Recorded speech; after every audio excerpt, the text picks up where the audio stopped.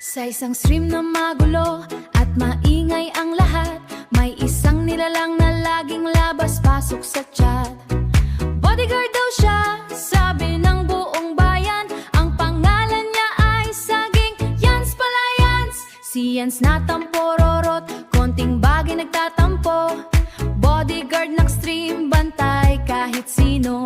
Labas-pasok sa stream, parang multo sa pinto. Sa inbox kulit na ghost, pag sinensagot mo ay si Yans kulit na parang bulilit. Disuot ang pustiso, lagi lang itong bitbit.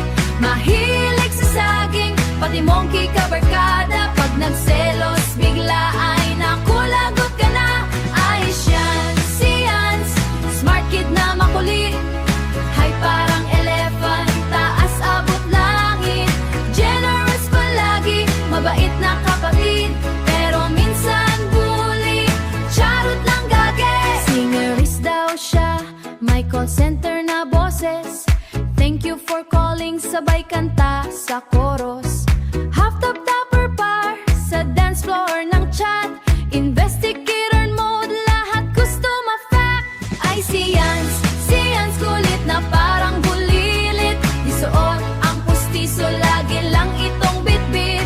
Mahilig sa saging, pati monkey kabarkada. Pag nagselos, bigla ay nakulagot ka na.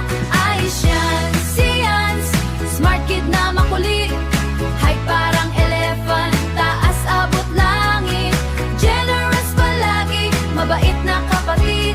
Pero minsan bully, charot lang gage. Mahilig mag-advise, good listener pa. Shy type daw siya ay we, kunwari lang pala. Laging hanap si Kari sa bawat sulok ng chat. Pag wala si Kari guys, nasaan na ba siya? May puso namang ginto kahit ang pororot. Makulit man minsan pero love ng group.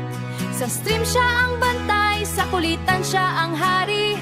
Pag si Yans sa kasama, walang boring na sandali. Ay si Yans, makulit na kaibigan. May saging